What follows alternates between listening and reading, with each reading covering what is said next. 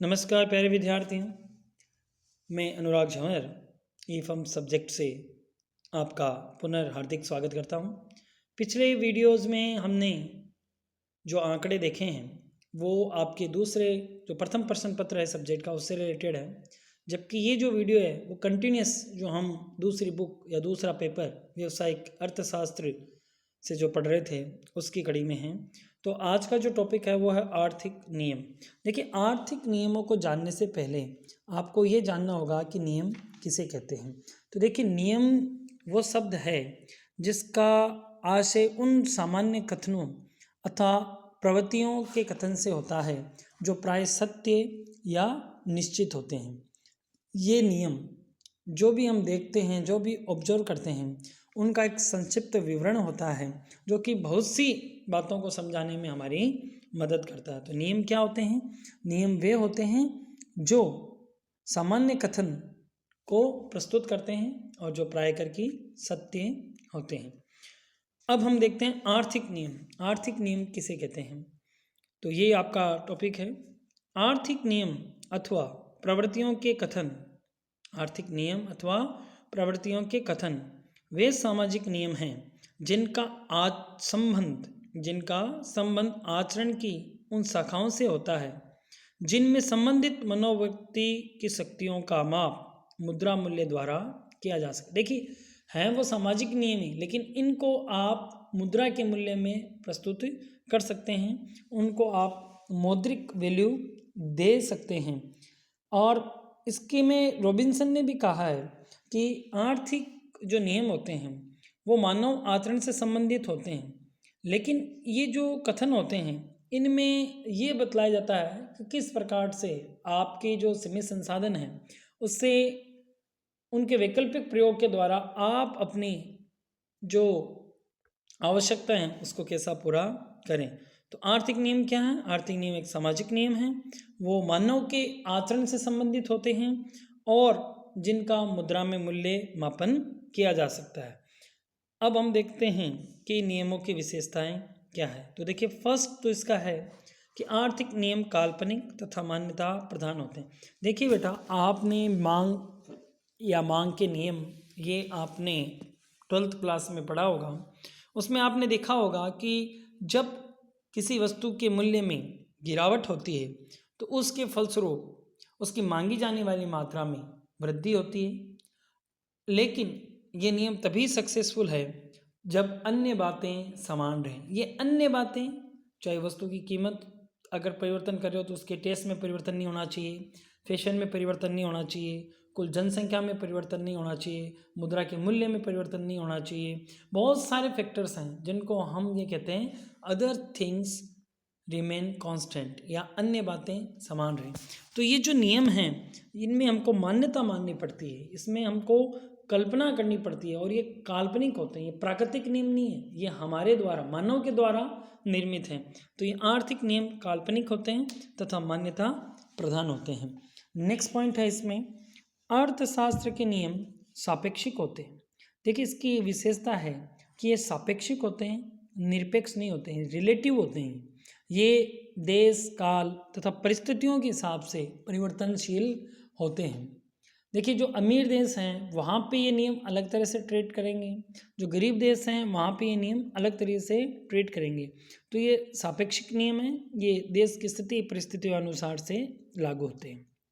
Next point है, अर्थशास्त्र के नियम आर्थिक प्रवृत्तियों के केवल कथन मात्र हैं और वे कम निश्चित होते हैं। देखिए, ये आपको जो अर्थशास्त्र के नियम है ये आपको स्थितियाँ बता सकते हैं कि भैया महंगाई बढ़ रही है तो आप मुद्रा की पूर्ति को कम कर दो जिससे कि महंगाई कम हो जाएगी, लेकिन ये आपको ये नहीं बता सकते कि कितनी मात्रा में आपको मुद्रा की कमी करनी पड़ेगी कि जिससे कि आपकी महंगाई इतनी कम हो जाए। तो ये केवल कथन मात्र हैं, इनमें निश्चितता कम होती है। ये नहीं बता सकते कि अगर बाजार में किसी वस्तु का मूल्य 50 से घटा के 40 कर दिया गया तो उसकी मांगी जाने वाली मात्रा में जो वृद्धि है वो 100% होगी, 50% होगी, ये निश्चित रूप से नहीं कहा जाता। जबकि हम साइंस में देखते हैं कि हाइड्रोजन का 2 अणु और ऑक्सीजन के 1 अणु से जल मिल जाता है, तो वो क्लियर है, हमको पहले से पता है कि बॉल उछालेंगे तो वो नीचे आएगी। जितनी ऊपर से गिराएंगे, जितनी भारी होगी उतनी तेज़ी से आएगी। तो वहाँ पे आप रूल्स बना सकते हैं, वहाँ आप नियम बना सकते हैं। लेकिन चूंकि ये जो नियम हैं वो मानव के व्यवहार पे आधारित हैं, इसलिए सापेक्षिक हैं और ये कथन हैं, ये आपको एक दिशा बताते हैं, जबकि ये नहीं बताते कि ये कितने सर्टेन हैं। नेक्स्ट पॉइंट है, ये मैंने आपको पहले बताया कि अर्थशास्त्र के नियमों में प्राकृतिक नियमों के समान परिमाणात्मक शुद्धता नहीं होती। आप इनको फिगर आउट नहीं कर सकते। आप ये नहीं कह सकते कि अगर तीर को इतनी गति से छोड़ा जाए तो इतना लंबा छेद हो जाएगा या इंसान की मृत्यु हो जाएगी। ये चीज़ें यहाँ पे आप नहीं बता सकते। यहाँ पे 2+2 4 नहीं होता, वो मैथमेटिकल रूल हैं, वो सर्टेन रूल्स हैं। जबकि यहाँ पे जो स्थितियाँ हैं वो मानव के व्यवहार को देखते हुए परिवर्तनशील हो जाती हैं।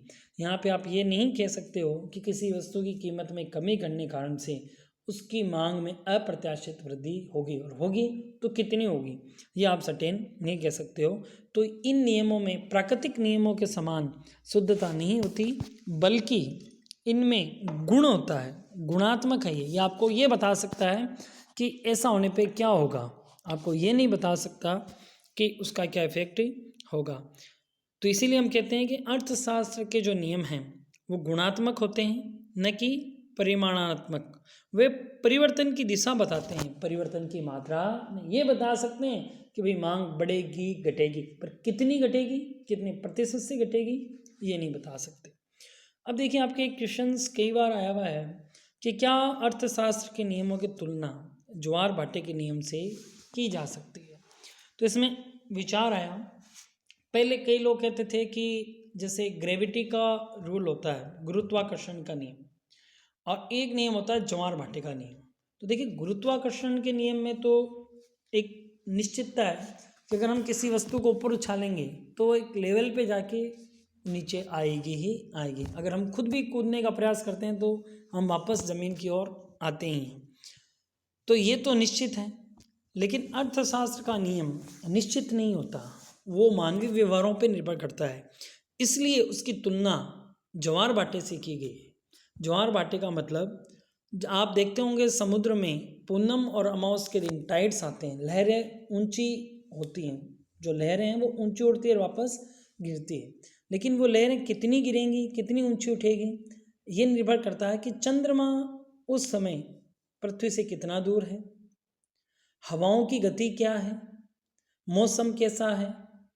ये सारी चीज़ें इफ़ेक्ट करती हैं उसकी ज्वार की गति को, उसकी ऊंचाई को। उसी प्रकार से अर्थशास्त्र में भी मानव के व्यवहार, मानव की रुचि, मानव के फैशंस, मानव के टेस्ट, वहाँ की जनसंख्या, गरीबी, अमीरी, ये सारे इफेक्ट करते हैं कि अर्थशास्त्र के नियम या आर्थिक नियम किस रूप से लागू होगी।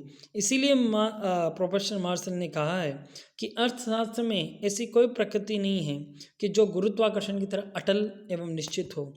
इसलिए अर्थशास्त्र की तुलना गुरुत्वाकर्षण के नियम से नहीं की जा सकती, वरन इसकी जो तुलना है वो ज्वार भाटे के नियम से की जा सकती है, क्योंकि ज्वार भाटे के नियम भी स्थितियों और परिस्थितियों के अनुसार परिवर्तनशील होते रहते हैं, और ये भी स्थिति और परिस्थितियों के अनुसार से परिवर्तनशील होते हैं। इसलिए अर्थशास्त्र के नियमों की तुलना ज्वार भाटे के नियम से की जा सकती है, जहाँ पे स्थितियाँ व परिस्थितियाँ आर्थिक नियमों में बदलाव लाती है।